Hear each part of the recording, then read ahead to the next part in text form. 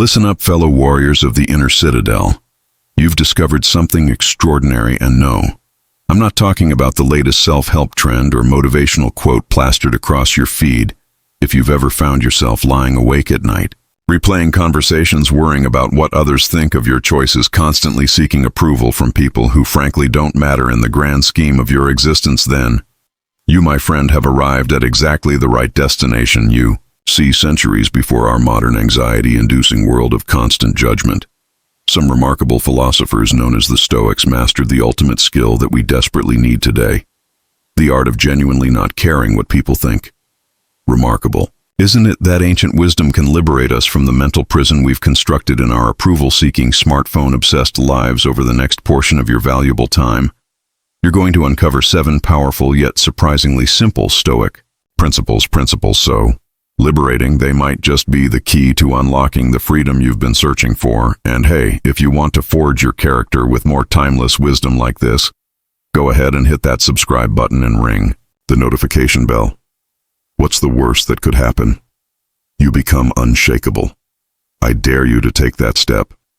Welcome to Stoic Forge, where ancient philosophy meets modern liberation, and where we learn the art of building an invincible mindset. Now shall we begin forging your path to freedom? The first principle revolves around understanding the fundamental truth that Marcus Aurelius revealed when he wrote how much trouble he avoids, who does not look to see what his neighbor says, but only to what he does. Picture this scenario. It's Friday evening, you're at a gathering, and you overhear someone making a snide comment about your recent career change. The old you might have spiraled into self-doubt, questioned your decisions, or spent the entire weekend analyzing every word. But here's the Stoic reality check. Other people's opinions are like passing clouds in the sky. They come and go, but they have absolutely zero power over the weather of your inner world. The truth is, most people are too busy worrying about their own lives to spend significant time judging yours, and even if they do, their judgment says more about their character than yours. Seneca wisely noted that we suffer more in imagination than reality. So why give strangers, landlords, and acquaintances rent-free space in your mind when you could be the sole architect of your thoughts? The next time someone rolls their eyes at your choices or whispers behind your back, remember this: their opinion is their burden to carry, not yours to shoulder. The second principle teaches us to distinguish between what belongs to us and what belongs to others. Epictetus, the great Stoic teacher who understood struggle, having been born a slave, taught us that some things are within our power, while others are not within our power. Are our judgments, our actions, our responses, our values.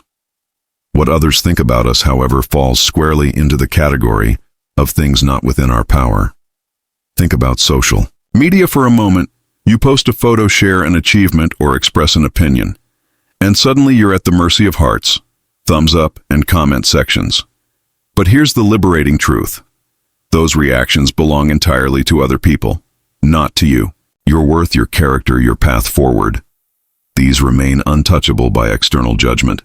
When you truly internalize this distinction, you'll find yourself caring less about the noise and more about the signal, less about the crowd and more about your conscience. It's like having an impenetrable shield around your peace of mind that deflects criticism as easily as it deflects praise, because both are equally irrelevant to your true self. The third principle involves embracing what the Stoics called the view from above. Marcus Aurelius often practiced this mental exercise, imagining himself from the perspective of the cosmos.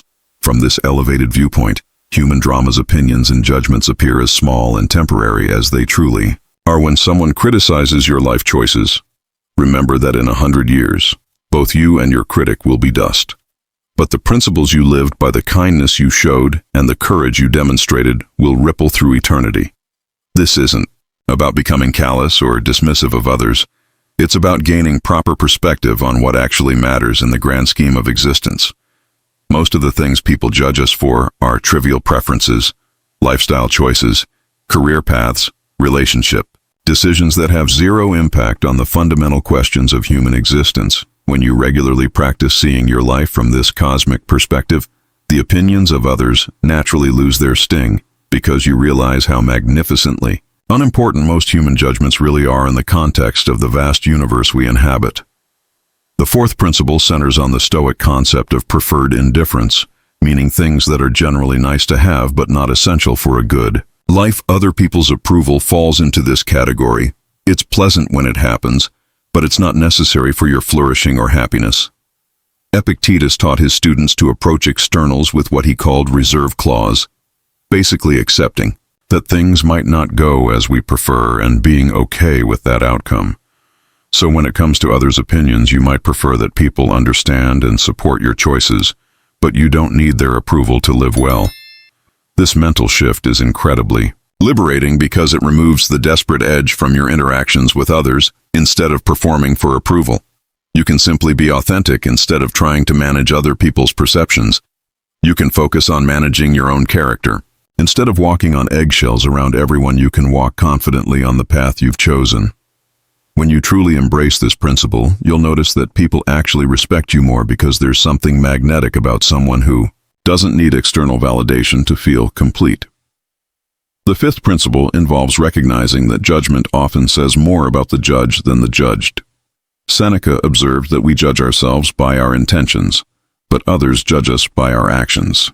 And even then, their judgments are filtered through their own experiences, fears, biases, and insecurities. When someone criticizes your choices, ask yourself what might be driving their opinion. Are they jealous of your courage to change careers? Are they afraid of taking similar risks themselves? Are they projecting their own regrets onto your situation? Most negative judgment comes from a place of pain, not wisdom, understanding. This doesn't mean you should dismiss all feedback, but it does mean you should consider the source and the motivation behind the opinion. A person who has never started a business might criticize your entrepreneurial ventures. Someone who has never traveled might judge your wanderlust. Someone stuck in an unhappy relationship might criticize your standards. Remember that happy, secure people rarely spend time tearing others down. They're too busy building their own lives up. When you understand this psychology of judgment, you'll find it much easier to let criticism roll off your back like water off a duck's feathers. The sixth principle teaches us to focus on our own scorecard rather than the crowd's scoreboard. Warren Buffett wasn't a Stoic, but he captured this idea perfectly when he talked about having an inner scorecard versus an outer scorecard. The Stoics would absolutely agree with this approach. Your scorecard should be based on whether you're living according to your values, acting with integrity, growing as a person, and contributing positively to the world. The crowd's scoreboard, on the other hand, is based on superficial metrics: wealth, status, appearance, popularity. These external measures are not only unreliable, they're often completely divorced from what makes life meaningful and fulfilling. When you focus on your own scorecard, you become immune to the fluctuations of public opinion, because you're measuring yourself against standards that actually matter.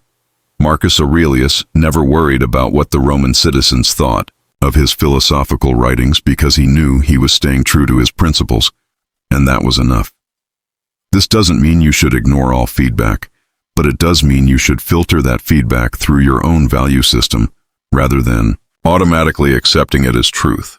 The seventh and final principle involves understanding that caring too much about others' opinions is actually a form of arrogance. Think about it. When you're constantly worried about what people think, you're essentially assuming that you're the center of their attention, that they're spending significant mental energy analyzing your every move.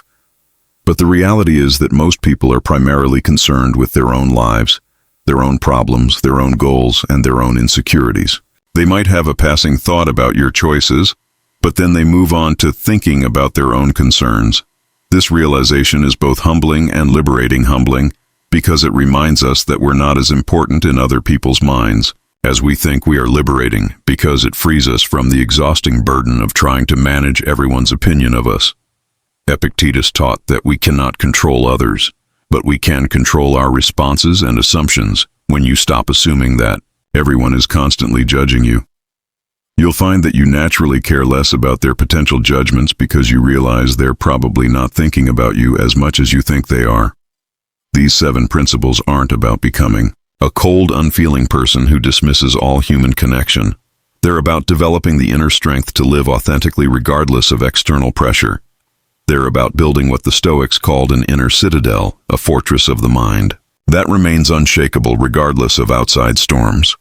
When you master these principles, you'll find that, paradoxically, people actually respect you more because there's something deeply attractive about someone who knows who they are and isn't constantly seeking validation from others. You'll make decisions based on your own wisdom rather than the crowd's opinion. You'll pursue goals that genuinely matter to you rather than goals that look impressive to others, and you'll sleep peacefully at night knowing that you're living according to your own values rather than trying to please everyone else. Well, my fellow forgers of character, as we conclude this journey through the liberating world of Stoic wisdom, I hope you can see how these ancient principles offer a practical path to freedom from the exhausting cycle of seeking approval. These teachings aren't just philosophical theory. They're battle-tested strategies for building unshakable inner strength. Now, I've got a challenge. For you in the comments below, share which of these 7 principles resonates most strongly with your current situation. Is it the cosmic perspective that helps you see the bigger picture, or perhaps the inner scorecard approach that speaks to your desire for authentic living? Let's create a community of people committed to forging stronger character together. But before you head out into the world armed with this Stoic wisdom, I have one small request. If this video provided even a spark of insight, or helped you see your situation from a new angle, please consider hitting the subscribe button and the notification bell. Not because I need the validation, but because together we can build a community of people dedicated to living with courage, wisdom, and authenticity. Life will continue to present us with critics, doubters, and naysayers. But with the right philosophical foundation, these voices become merely background noise to the symphony of your authentic life. Here's to mastering the art of living for your own approval and building the kind of character that needs no external validation. Until our next session in the Forge, keep strengthening your inner citadel. And remember that true freedom comes not from controlling what others think, but from realizing you don't need to.